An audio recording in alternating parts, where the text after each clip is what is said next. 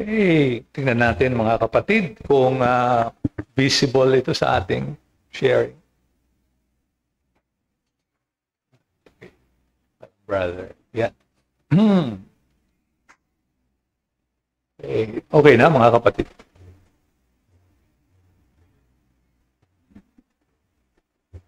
Okay, well, gaya ng alam ninyo, ating pinag-aaralan ang paksa ng ang Kristiyano at ang pera. At ang church halos 50 years na, halos 43 years na tayo this year. And wala akong maalala na in this almost half a century na tayo ay nangaral tungkol sa paksang pag-aaralan natin ngayon, tithing. At ang isang dahilan diyan ay never na naging problem ng church, yung offering natin, yung generosity ng mga kapatiran. And kaya nga nang nabanggit ko sa inyo noon, pinag-aaralan natin ito, hindi dahil sa kulang yung ating pananalapi sa church, kundi dahil sagana yung pananalapi natin. Ang ibig sabihin nito, talagang umuunlad yung mga members natin, nagkakatrabaho, nagkakaroon sila ng magandang income. At so ang ating layunin ay mas maging wise tayo sa pag-i-steward o sa pag-ngangalaga ng mga pinagkaloob ng Panginoon sa atin. And so, yan yung paunang pananalita, Dahil alam naman natin, marami mga churches ngayon, ang mayat maya, pinapangaral nyo itong tithing, magbigay kayo, ganon. Kumbaga, pinipiga yung mga members. Pero ang ating approach has always been, ang mga tao na tunay na naligtas, tunay na may pag-ibig sa Diyos, hindi na natin sila kailangan pigain para magbigay. Kundi kusang loob silang magbibigay. At yan ang ating naging patotoo in the last 43 years ng history ng ating iglesia. And so, with that out of the way, atin ang pag-aralan, yung ating paksa bilang balik-aral, ating unang-unang tiningnan na yung mismanagement ng pera ay isang kasalanan na magdadala sa lalong higit na kasalanan at kalungkutan. And God cares how we manage our money. Nakita natin, maraming sinabi mismo ang Panginoong Jesus tungkol sa possessions, pera, in fact, much more than yung mga topics na tingin natin napakahalaga. Ikalawang lesson, nakita natin, yun nga, love of money, yung materialism, yung umiiral na masyadong pag-ibig sa salapi, ay delikadong-delikado sa ating kaluluwa ito. At the only way to overcome is by the grace of God. So nakita natin yan, yung danger of materialism. Sa third lesson, medyo mga negative muna yung ating pinag-aralan, ay yung umiiral din na very popular na turo ngayon na prosperity theology.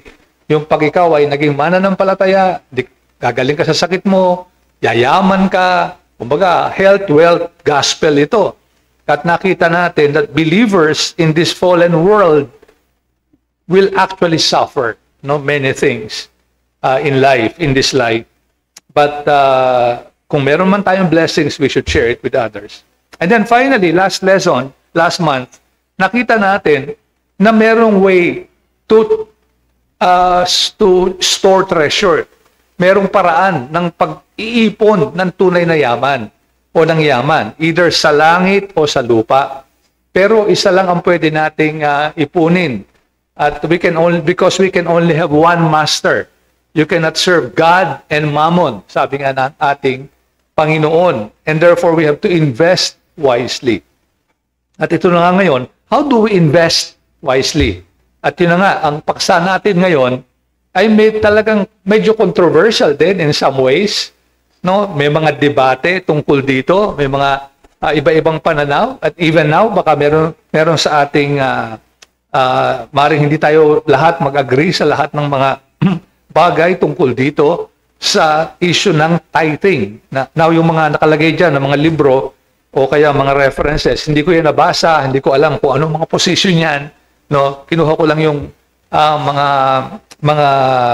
mga screenshots to show na talagang maraming yan. May debate nga, the tithe debate, the great tithing debate, debate about the tithe, o ikasampu sa Tagalog, may debate tungkol dito. Ano nga ba yung dapat nating isipin tungkol dito sa pagbibigay ng ikapo? Kasi in fact, may mga religious groups na sinisiraan ng iba, di ba? Kahit tayo siguro, Meron kayo marinig ng mga comment, grabe dan sa church na yan.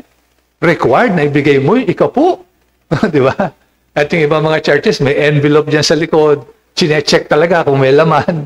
Now, of course, hindi ko alam. Paano nila malalaman kung magkano ang income mo? No, how will they know na 10% yung binigay mo kung di naman nila alam kung magkano yung kinikita? But anyway, so, kaya maraming abuses related to tithing. At kaya naman nagkaroon ito ng masamang reputasyon. So it is a highly charged issue. Tingnan ko lang kung ano ka lang. I hope nakikita natin. Now, may mga nagsasabi, we should tithe, bigay natin na ikapu.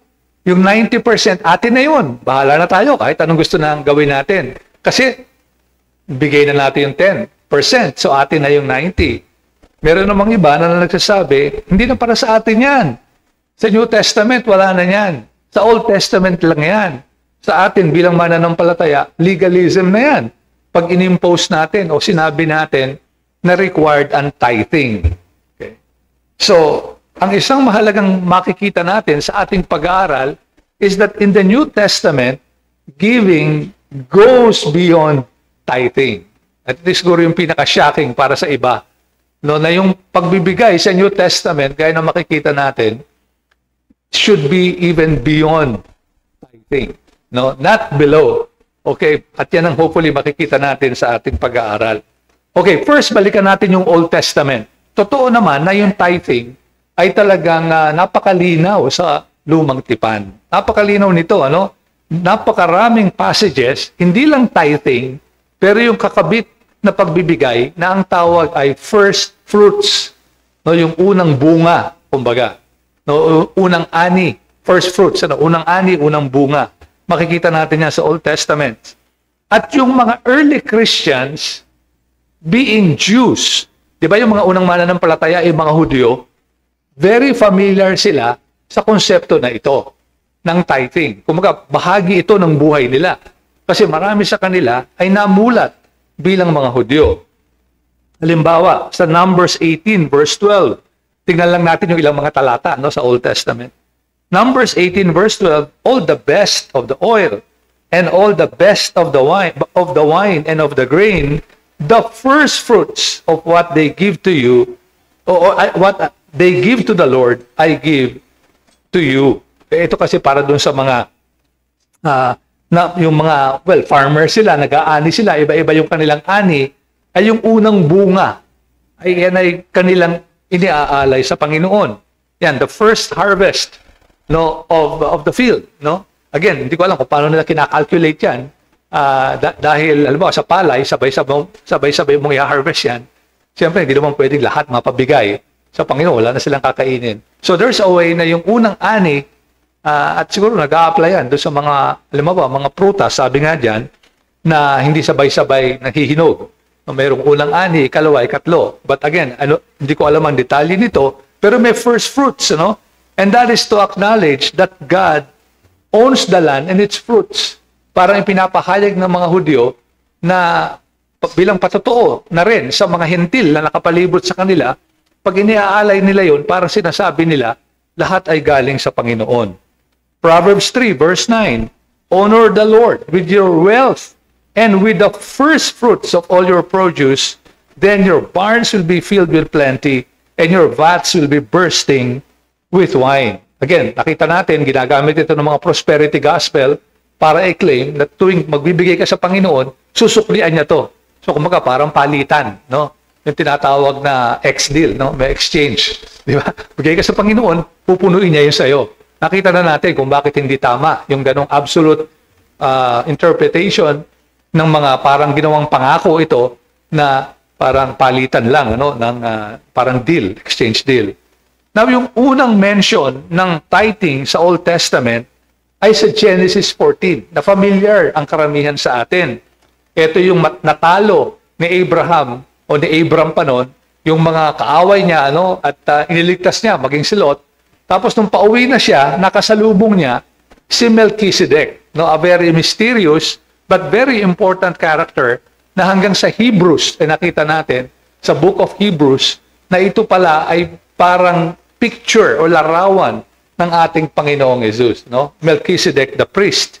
And so, si Melchizedek, sabi niya kay Abram, "And blessed be God Most High, who has delivered your enemies into your hand, Abram." And, pansinin niyo, ano yung ginawa ni Abram? Noong sabihin ito, yung blessing na ito na binigay sa kanya ni Melchizedek, and Abram gave him a tenth of everything. Now, kaya interesting to, before Genesis 14, wala naman tayong makikitang utos na magbigay ng tithes. Wala, no? Silent ang Bible.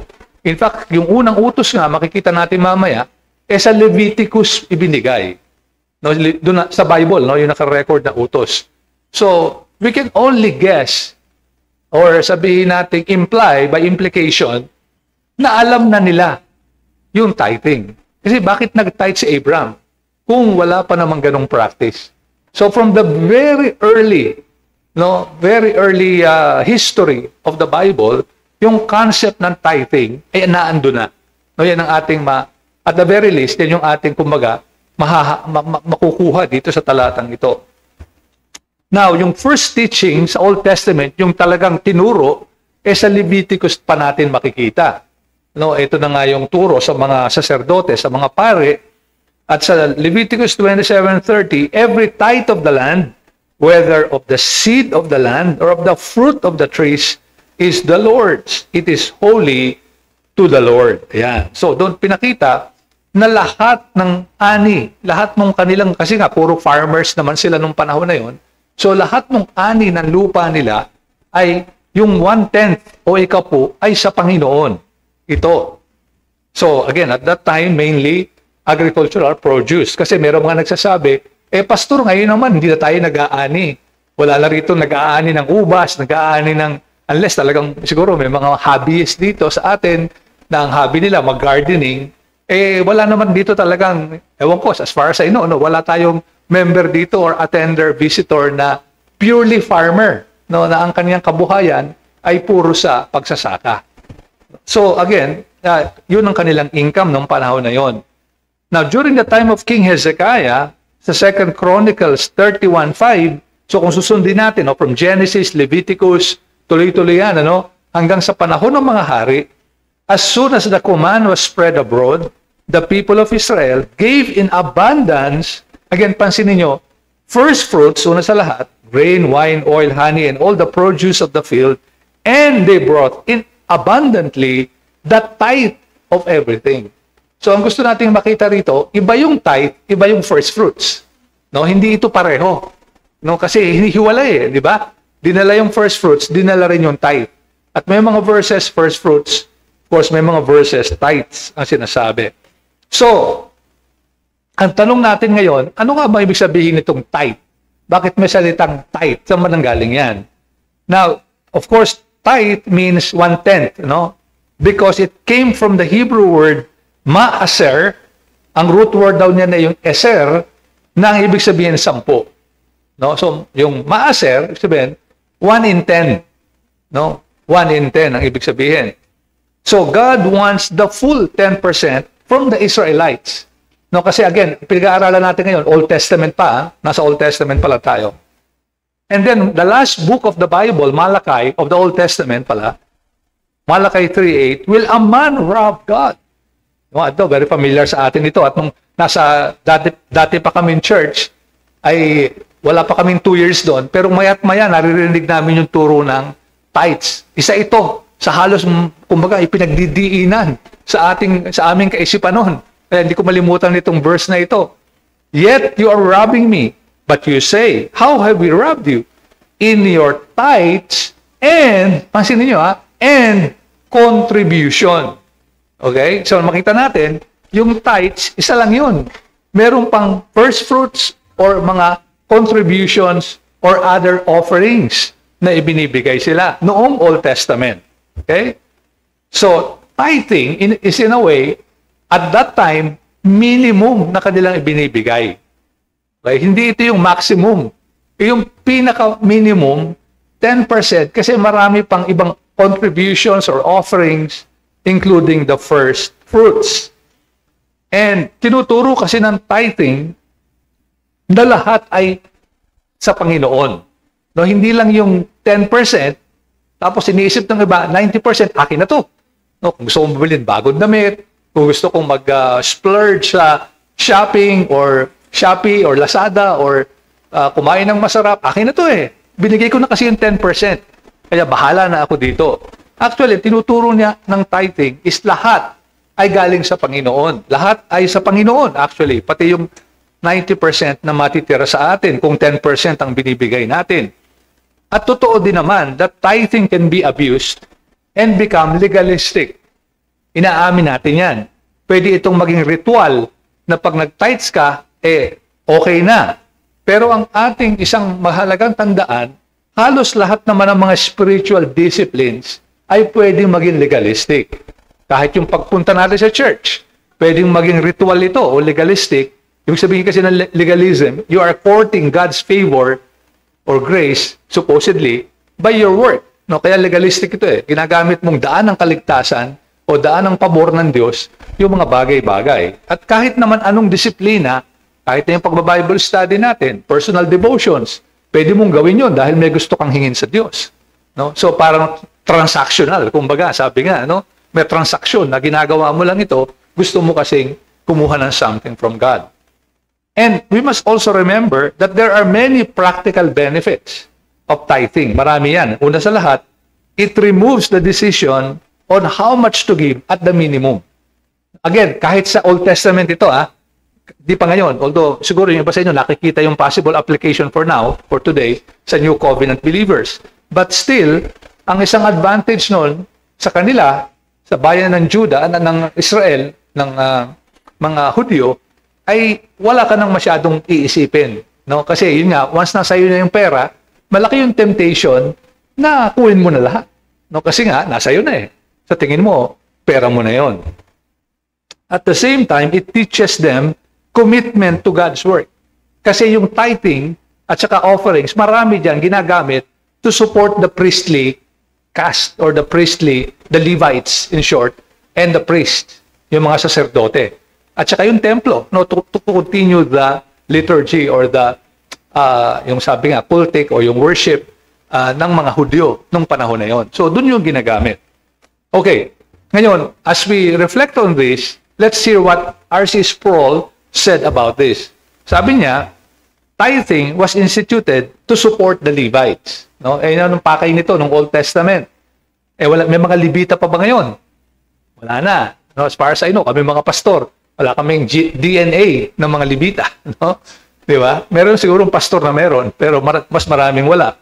So sa ngayon, sabi ni R.C. Sproul, kung naniniwala tayo sa tithing, it is used to support the church ministry and her pastor.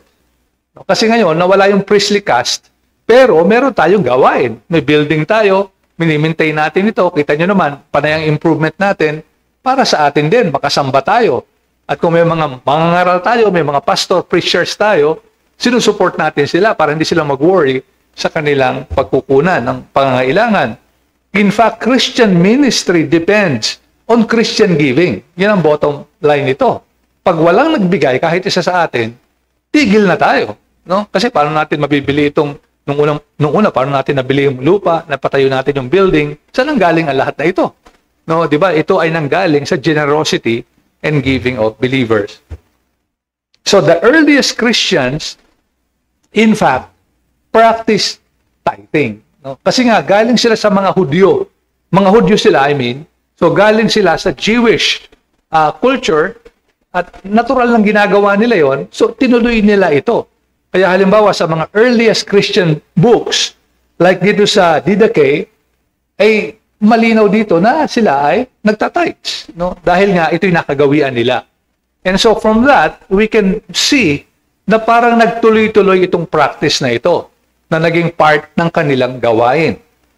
Pero on the other hand, tingnan naman natin yung arguments against tithing ngayon sa ating kapanahunan. No? At ang ating gagaming reference dito, si John Piper. No? So kinukuha natin yung malakas na, kumbaga, supporter. No? At tawag, di ba, ang tawag doon sa straw man argument, kukunin mo yung pinakamahina, bubugbugin mo. Kaya straw man argument. Ang kabaligtaran nun, strong man argument. Kunin mo yung pinakamalakas na exponent nung view na yon at yun ang iyong engage. Para hindi ka kasi yung straw man, parang pandadaya. Kukunin mo yung pinakamahina, nilang argument, ibubugin mo at sabihin mo, victory. Na-defeat ko yung argument, di ba? So, mas maganda yung strongman argument. Kunin mo yung pinakamalakas nilang argumento at tingnan natin kung anong ating magiging posisyon. Kaya ang kinuha natin dito ay ang sikat na preacher na hinahanga ng marami naman sa atin. So, tithing was supporting Levitical priests. Pareho sila, ni R.C. Sproul. At ang sabi ni John Piper, tithing is a shadow of things to come. Ito'y anino lamang ng mga bagay na darating. In fact, nowhere, at tama naman, is it yung tithing, is ever mentioned, yung the word tithe, is ever mentioned in the letters of Paul in relation to giving. Marami yan. 2 Corinthians, for example, marami siyang sinabi niya si Pablo, God loves a cheerful giver, and so on. Pero wala siyang nabanggit na mag-tithes tayo. In Matthew 23:23, babalikan natin mamaya yan, tithing was mentioned, but only in connection, sabi ni John Piper, with the Old Testament laws that were later abolished. Kasi may binanggit doon ng Panginoon, mamaya tingnan natin yung verse na yon tungkol sa tithing. So, malakas din yung argument, But in a way, parang medyo argument from silence, kasi wala nga sa New Testament na sinabi diretsahan si Pablo tungkol dito, at ito nga daw ay anino pa ng mga bagay na darating. Okay, so, again, just, kumbaga, think about these arguments, malakas din yan talaga, At pwede tayong ma-convince na hindi na ito talaga ang ating batas sa New Testament. Okay, but hold that thought, at mamaya titingnan natin, kahit anong posisyon natin, we will see, hopefully, an argument that will lead us to the right conclusion.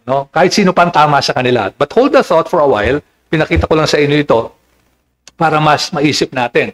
So, balikan natin yung issue na palagi talagang binabanggit ng mga anti-tithing, is it legalistic? At kaya nabanggit natin kanina, lahat naman ng mga bagay na mga ginagawa natin sa buhay pananampalataya ay pwedeng maging legalistic as a way nga to gain God's favor, even salvation itself. Pwede yang maging legalistic. Now, we should not view tithing as a way to gain God's favor. Tama ito. Hindi tayo magta-tithe dahil para maligtas tayo o kaya para ang Diyos ay magbigay sa atin nung pinagpe-pray natin. So, hindi talaga dapat gamitin ng ganon. Kasi only the Lord Jesus Christ can save us. And only by His grace can we gain the favor of God. Now, balikan natin yung Old Testament, nabanggit natin kanina, merong tithe, first fruits, contribution. Kinalculate na ng mga scholars, mga ilang percent kaya yung binibigay ng mga Israelita pag pinagsama-sama na lahat yung mga nasa banal na kasulatan. Gaya na nakalagay dyan, alam nyo, more than 20% yung kanila palang ibinibigay. Kasi merong several tithes Yung tithes hindi lang isang beses Merong pang iba. Bukod pa nga doon sa mga offerings and voluntary contribution. More than, sabi nga dito sa ating reference, 23, halos 1/4 of their income or their harvest. Yan nga, in addition, dito nga sa kanilang free will offerings. Kasi may 3 different tithes, tapos meron pa silang free will offerings pala. Kaya doon na lang makita natin, ang dami pala nilang ibinibigay, Hindi ito yung parang tithing, tapos na. Pag kinumpute natin, ang laki nung kanilang pinagkakaloob. So ito ngayon yung question, maganda natin pagbulay-bulayan. Should New Covenant believers give less than the Old Covenant believers? Should we give less? Ayan ang ating isip-isipin mabuti. Dahil napag-aralan natin kay Brother Joe sa kanyang series sa Acts, di ba? Ang Acts 4:32, naalala niyo yan, pinag-aralan natin yan, Now the full number of those who believed were of one heart and soul, and no one said that any of the things that belonged to him was his own, but they had everything in common. There was not a needy person among them, for as many as were owners of lands or houses sold them and brought the proceeds of what was sold and laid it at the apostles' feet, and it was distributed to each as any had need. Now, of course, gaya na pag-aralan natin, nung in-expound na ito sa atin ni Brother Joe, hindi naman tayo nag-advocate ng form of communism, socialism, common property, na we respect individual property rights. Pero ang mahalagang makita natin dito, yung generosity ng puso nila, na handa silang ipagkaloob yung kanilang mismong mga ari-arian dahil sa pangangailangan ng kapwa nila mananampalataya. So yung generous spirit na na-create nung sila ay maligtas at maging mananampalataya.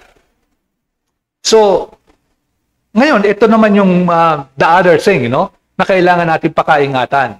Maraming ma-against tithing, not because they're giving more, but because they're giving less. Yan ang mahirap, Against sila sa tithing, hindi dahil sa, mabuti sana kung I'm giving 20%, pero against ako sa tithing. Hindi ako naniniwala dyan. Kasi hindi yan pinakita na malinaw sa New Testament. Kagaya ni John Piper kanina, yung strongman argument, I believe him, pero I give 20% eh. Kaya hindi ako naniniwala sa tithing, in that sense, di ba? Pero kaso, kung binibigay natin 1%, 2%, against ako sa tithing. Pero hindi tayo generous. Nakita niyo yung doon, disconnect, di ba? Okay, so, yun ang pakaingatan natin sa puso natin. Kung tayo man ay hindi kumbinsido that tithing is still a standard for us, New Covenant believers, pero tingnan natin kung saan ang gagaling yung opposition natin. Is it really biblical opposition or is it because meron tayong desire na angkinin yung lahat ng karamihan ng kinikita natin? At again, ito yung hamon para sa atin. Isip-isipin natin mabuti. Tithing should be the bare minimum for believers saved by grace. Kung ito ay minimum sa Old Covenant believers at umaabot sa 23% yung tinatithes nila, hindi pa kasama yung kanilang mga free will offerings, tayong mga naligtas by grace, bakit tayo mas mababa ang ating commitment sa gawain ng Panginoon? Okay? So, yun ang ating isipin. We have so much more light on the love of God in Christ Jesus our Lord. Mas maliwanag yung ating light eh. Kung yung mga, kumbaga, ang dilim-dilim pa ng pagkaunawa nila. Ganun na sila ka-generous. Tayo pa kayang nagliwanag na. Di ba parang baliktad, Parang baliktad kung iisipin natin. So, ngayon, balikan natin yung teaching ni Jesus sa Matthew 23:23 na supposedly na-abolish na, Ito yung sinasabi ni John Piper. Woe to you, scribes and Pharisees, hypocrites! For you tithe, mean and deal and come and have neglected the weightier matters of the law, justice, mercy, and faithfulness.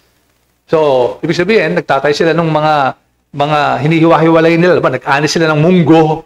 Kunwari, isang tasa ng munggo, bibilangin nila, isa-isa nila yung munggo na yon, tatay sila, nag-ani sila ng paminta, iniisa-isa nila. Pero, kinaligtaan nila yung pag-ibig, yung awa ay pala, yung awa, yung katarungan, at yung katapatan. Pero ito yung mahalagang point. Ano bang ibig sabihin nito? This you ought to have done without neglecting the others. This you ought to have done. Okay lang ituloy niyo yung tithing niyo. Pero huwag niyo kaligtaan yung mga weightier matters of the law. So, dalawa yung posisyon. Yung posisyon ni John Piper dito, hindi, tapos na yan. Part yan ng Old Covenant. This you ought to have done today. Kasi naandun pa sila sa Old Covenant. Pero pag namatay na at nabuhay ang Panginoon, wala na lahat yan. Kasama na nung temple tax sila, may mga ginawa ang Panginoon na related, circumcision, lahat yan related doon sa Old Covenant. Malakas nga yun, strongman nga argument. But of course, pwede rin natin i-argue on the other side naman, this ought you have done, sabihin, valid pa yung tithing, even at the time of the Lord. Kaya nga sinabi niya, dapat ginawa nyo ang mga bagay na ito. So, yun yung counter-argument. But both the Old and the New Testament teach voluntary offerings. Huwag natin kalimutan yan. Napakalinaw, Sabi nga ni Pablo, you gave, at later, titingnan natin yan, Ngayon kasi, tithing lang tayo, But later, tingnan natin, yung generosity na pinakita ni Pablo sa 2 Corinthians, halimbawa, na sila ay nagbigay even beyond their ability. Isipin niyo yun. Kasi kung tithing lang, 10% lang yun. Yung doon sa New Testament, nagbigay sila beyond even their ability. Sabihin, halos na naghirap na rin sila, binigay nila. Sa Acts, pinagbili yung mga lupa. So, again, ako personally, I'm fully convinced na tithing is the bare minimum para sa atin, mga mananampalataya. At ang isang napansin ko rin, if you read yung mga articles, halimbawa, tungkol dito, those who do not agree, hindi naman lahat, let me hasten to add, baka meron sa atin na hindi talaga nag-agree dito, those who do not agree on tithing or with tithing do not emphasize enough the need to exceed the 10% of the old covenant. No? Para mas mainam yung argument, yes, I don't think valid ang tithing for us ngayon because for us, we should actually exceed the tithes. Kasi nga, kung sila lampas-lampas, tayo pa kaya na nabubuhay na sa bagong tipan. Okay? So the right attitude seems to be, if the people of God in the old covenant gave at least 10, if not more than 20%, can we who have seen the light of the glory of the Lord Jesus Christ give less? No? Ito yung hamon sa atin. Alam mo, again, I'm not laying a legalistic dito na dapat lahat tayo. Ito, sabi ni Pastor, taasan pa natin. Hirap na nga ako sa 10%. Struggle ko na yan, Pastor. Ngayon, sabi mo, taasan ko pa. No, again, no, that's not the point. Ang punto natin dito is something para to aspire for. No? To aspire for. And, again, ito, yung aming personal testimony ni Sister Heidi, nung talagang walang-wala pa kami rin na yung income namin, alam nyo naman yan, nung marami sa inyo, talagang we try to be faithful dito sa tithing. And then, as the Lord prospers, nakita namin, we can actually increase even more and more. So, kaya andun yung yung blessing ng Panginoon. Pag naging faithful dun sa maliit, pag lumaki na yung income, hindi na mahirap. Kasi yung iba, ang palaging attitude, di, Pastor, pag malaki na yung income ko, tsaka na ako magta-tithes. Ngayon kasi kulang na kulang eh. Pag marami na, kaya ko na yan, magbibigay din ako. Pero kasi mahirap yon dahil pag lumalaki yung income mo, lumalaki rin yung needs mo. So, lumalaki din. Kasi yung mga desires mo, lumalaki.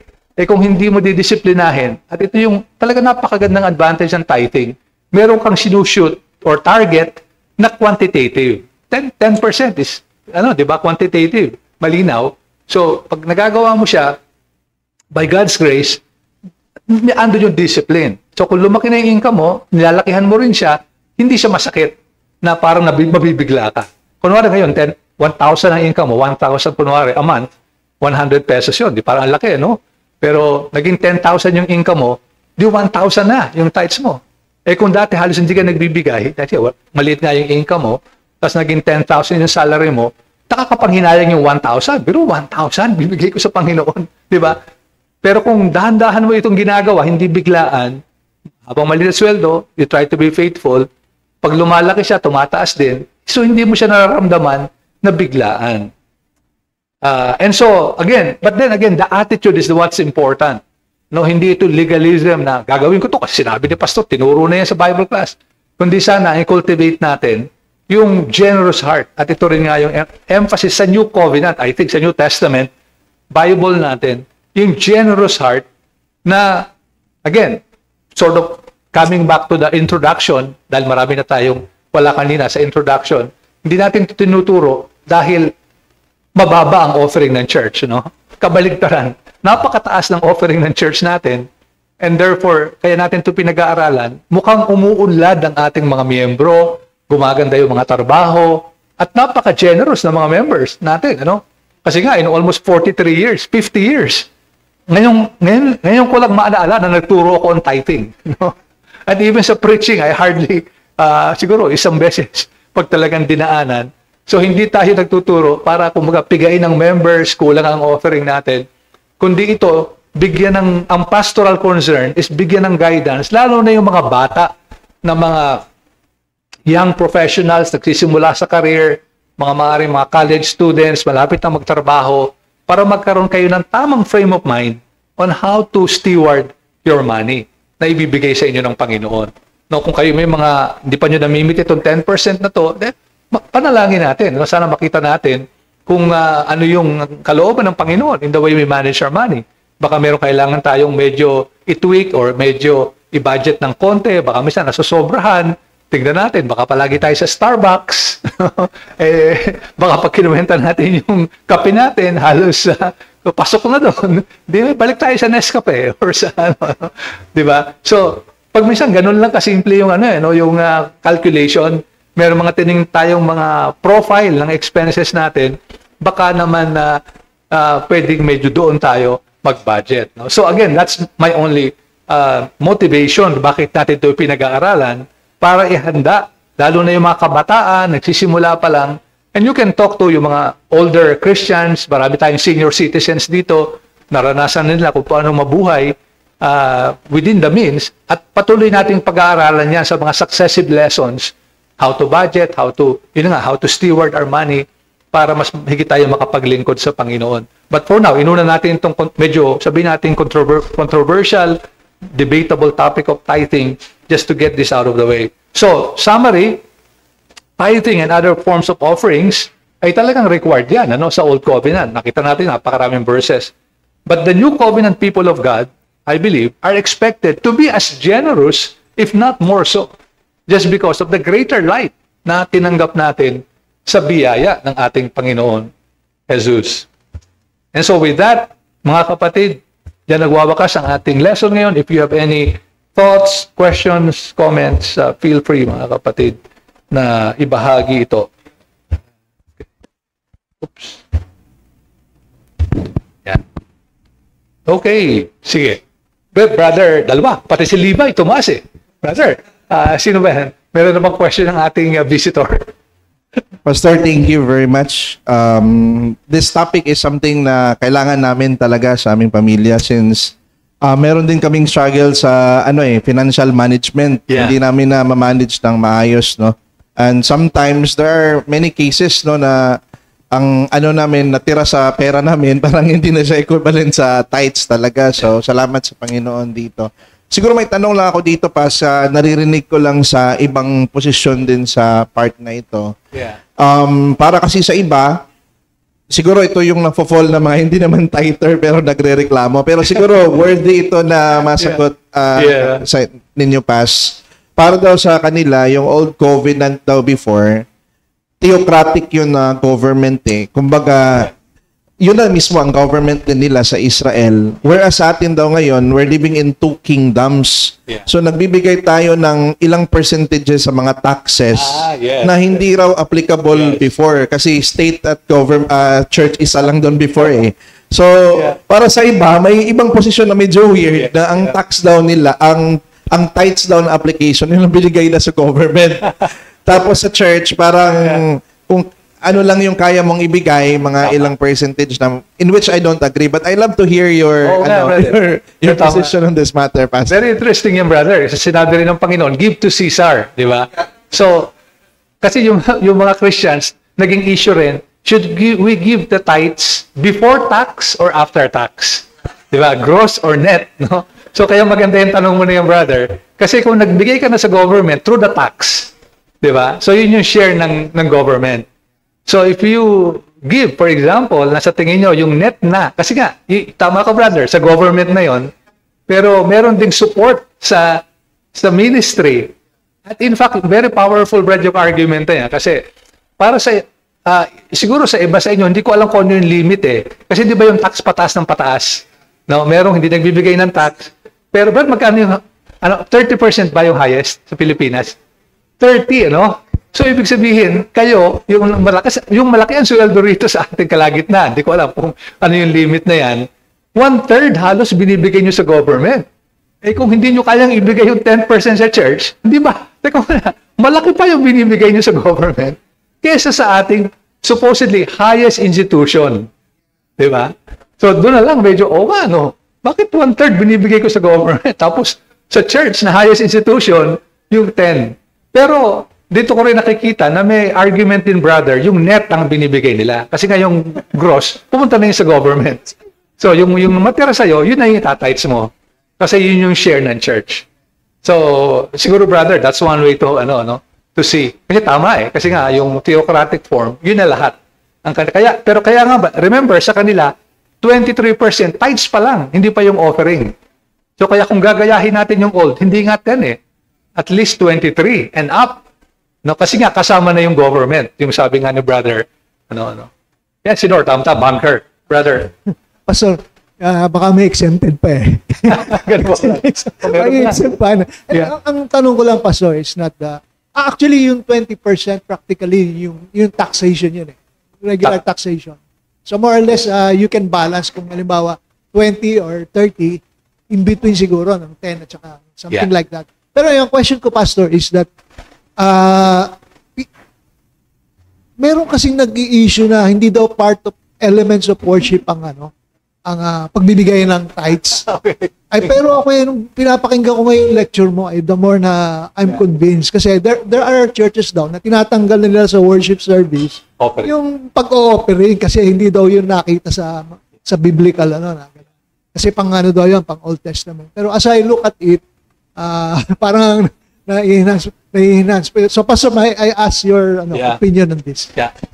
For the last 100 years kasi, ay naging practice na ng mga churches, at least 100 years, kasi totoo naman, nung unang panahon, hindi kasali itong sa ibang mga churches. Pero in the last, I think 100 plus years, ay naging practice na ng mga mananampalataya, itong isama itong offering.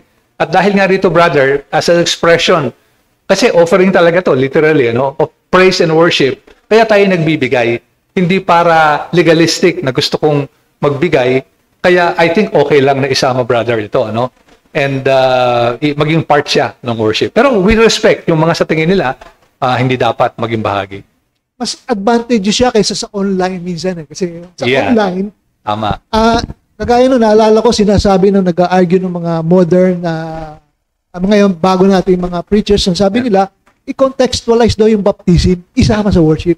Ay bakit yung pagta-tithes, maganda rin naman isama natin. Yes. Kasi we express our thanksgiving. Magandang point yun, sinabi Brother Nor. Pagamat meron tayong bank account na pinapakita rito, maganda rin sana, In fact, minsan naisip ko, kasi nag-aano rin kami ron, gumagamit din kami noon, pero meron ding dito, na baka maganda rin yun, Sunday natin ibigay, if ever man. Yun ang problema. Baka nagkakaroon. At saka yung safety, I think, kaya natin biligay yung bank, Kasi medyo mahirap din yung Sunday. Ang laki, well, by God's grace, napaka-generous nga ninyo. Delikado rin doon sa nagdadala ng pera. Kaya natin naisipan lang yun, But tama yung sabi ni Nor, maganda talaga ay nag-aano pa rin tayo. Hindi ko alam kung anong percentage. Magandang itanong yan sa ating mga finance people. Ilang percent ba nung ating mga offering ang pumupunta rin sa direct deposit? Ilan yung dito kinokolekta? Just to have a sense of yung utility. Baka naman wala na nagbibigay doon. Baka lahat dito na. Or, anyway. Okay. Sige mga kapatid. Maraming. Brad, meron pa rito. Manolo, then meron pa ba? Ayaw. Mga tanong or comments. Or karanasan. We would love to hear your experience. Paano nyo ninavigate? Lalo na yung mga matandang members natin. Paano nyo ito? But Brad, Manolo, okay na ba? Yung mic? Wala pa rin. Yun, Brad, okay na? Hello. Para sa akin, Pastor, sa munti kong kaalaman, kasi wala naman akong naaral masyado. Sa linaw ng pananampalataya mo sa Panginoon at paniniwala mo, dahil binago ka ng Diyos, naniniwala ka sa Biblia, na ito'y totoo. Ang pagkakaintindi ko, ito'y isang pagsubok lang ng Diyos sa iyo. Kasi unang-una, ang Diyos ay makapangyarihan, marami siyang, hindi niya kailangan ng pera. Sinusubukan ka ng Diyos kung talagang ibibigay mo yung susunod ka sa Kanya, Pastor. At may pangako din naman siya na ibibigay din naman niya sa iyo at hindi pagkukulangin. Nasa tao na rin lang siguro kasi maraming tao, iba't iba ang ng puso. Meron tao talagang, hindi ko alam meron talagang isinilang na mapagbigay. Siguro may extra yun. Parang ibig ko lang tukuyin dito, meron talagang taong mapagbigay. Unang-una sa Panginoon, siguro binigay niya talaga siya, puso niya. Kasi pwede ka naman magbigay ng kahit 20%, 30%, talagang kaya mo. Pero yung puso mo na masama, paano mo ibibigay yun? Kunyari, hindi ka tunay na Kristiyano, napapasok ka lang, napapasok ka lang sa simbahan. Siyempre, hindi ko magbibigay kasi hindi mo alam yung Ang ko lang, Pastor, parang in short lang, alam ng Diyos ang lahat ng mga bagay, sinusubukan ka lang ng Panginoon. Kasi unang-una, binanggit nyo rin, ang lahat ng mga tithes naman na depende siguro sa pamamahala ng isang, hindi ko sinasabing, pamamahala ng isang leader. Ang 10% na ibinibigay, kitang-kita naman yung saan napunta, building, etc., pagkain, mga nagtuturo, lahat-lahat. Na sa madalit sabi pa ang ibig ko sabihin, sa mga tao rin ang pakinabang. Hindi kailangan ng Panginoon ng pera. Isang pagsubok lang ito sa mga tunay na Kristiyano. Thank you, brother. Naalala ko tuloy si yung mga unbeliever. Talaga namang may mga generous din na unbeliever, no? Hindi lang naman mga believers and generous. Marami nagbibigay sa kawang gawa. At bahagi ito ng common grace ng Panginoon. May Red Cross, may kung ano-ano mga foundation. Brad Jess, go ahead. Alright. So, Pas, meron pa pala akong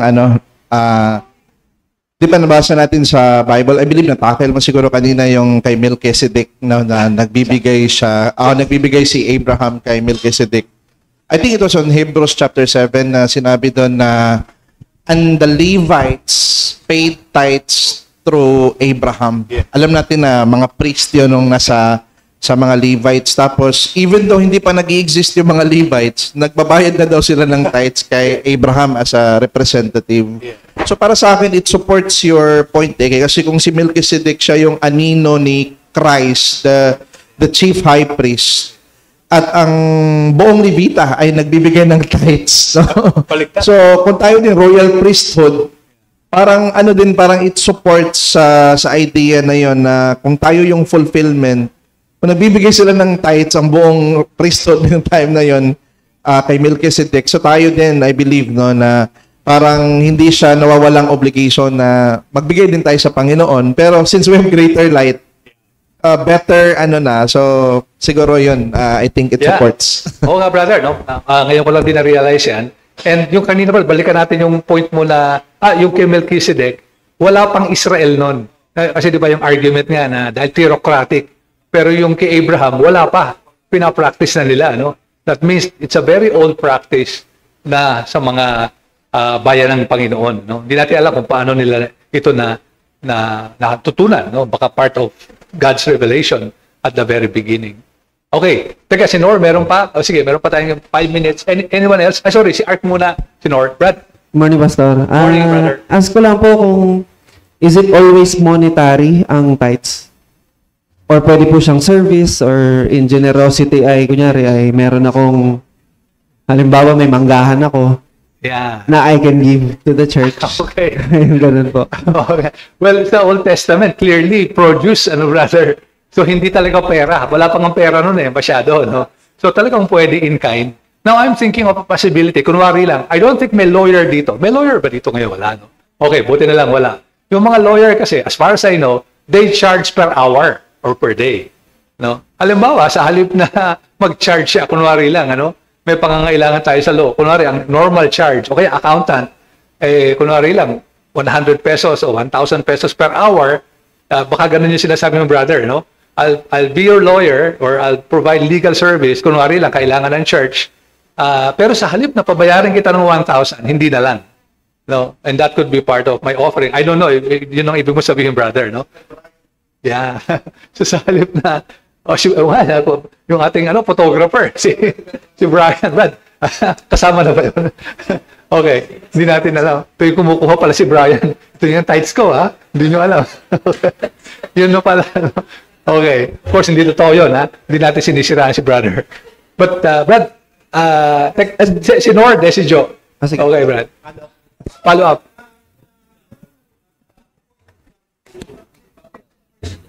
Yeah.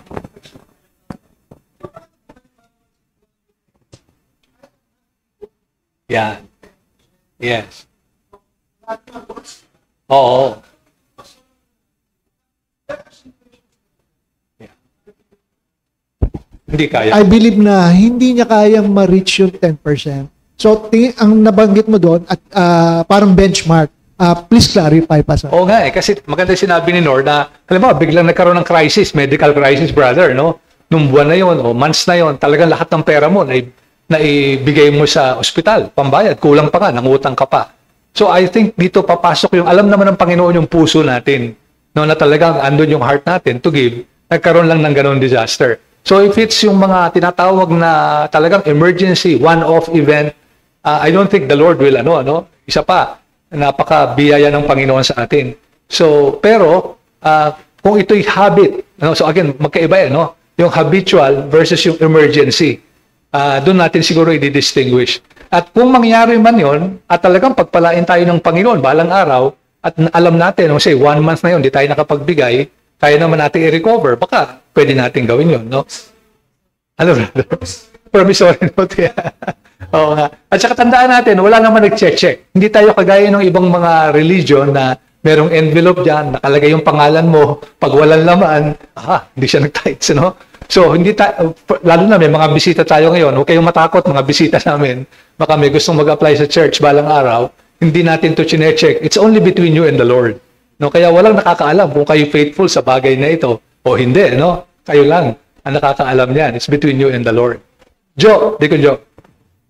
Alam naman natin, Pastor, thank you sa pagtuturo.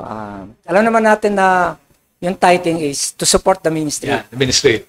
Ang understanding ko kasi, ever since, nung maging bagong Christian ako, at saka na, yung pag-establish ng church, local church, parang guide yung 10 working men. Doon sa synagogue, ganun. Yeah, tama. Ngayon, kung nagsusuporta ng ibang churches, siguro ito yung maging pamantayan natin na kung meron na silang 10 working men, huwag na tayo mag-support. Kasi kaya nang i-support ng church na yung pangangailangan ng isang worker. Kung meron silang 10 working men. So napakaganda ng practical guide na sinabi ni Deacon Giorgio, no? Kaya maganda yung 10%. Alam natin, kung may 10 working men, lahat sila magbigay ng 10%, then yung magiging, kunwari, salary ng pastor, eksaktong average ng 10. So, naandun siya sa gitna. Hindi sobrang hirap, hindi naman sobrang yaman, andun siya. Kaya napakaganda nga nun, kung wala nun, hindi natin may-estimate, no? Ilang bang working men? Hindi natin alam. Pero kung alam natin, nagbibigay sila at least 10%, may 10 working men, meron na tayong idea. Baka kaya na nila, no, na mag-support. Of course, marami pang expenses, rental, kuryente, etc. Hindi lang naman yung salary ng pastor.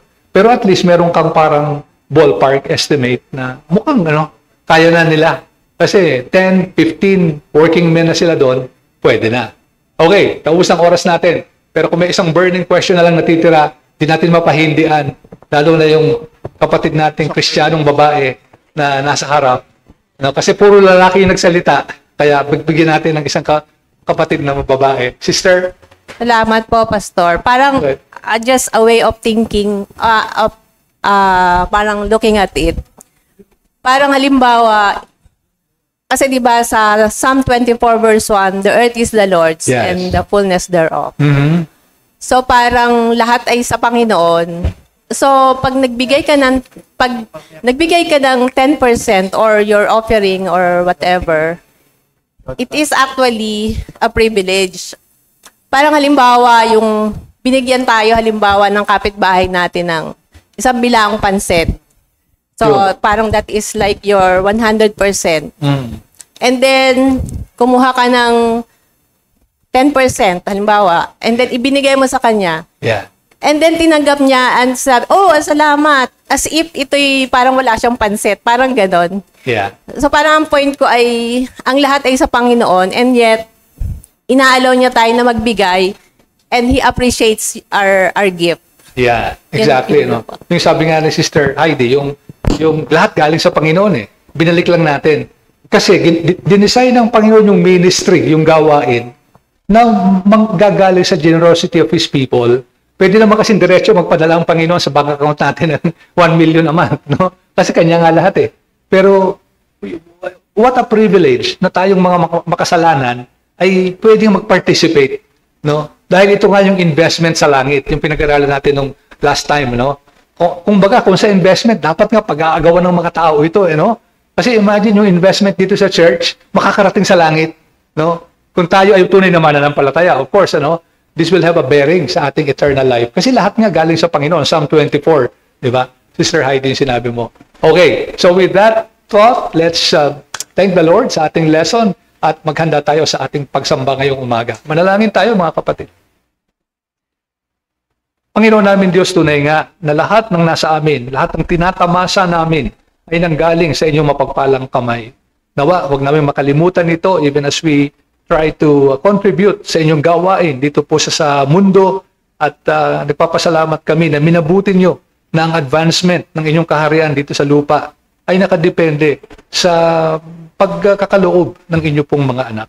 Salamat sa aming Panginoong Jesus that even though He was rich, He became poor, that we who are poor may become rich. Salamat sa biyayang ito. Sa pangalan po niya na aming Panginoong Jesus, ito po ang aming mga samo at dalangin. Amen.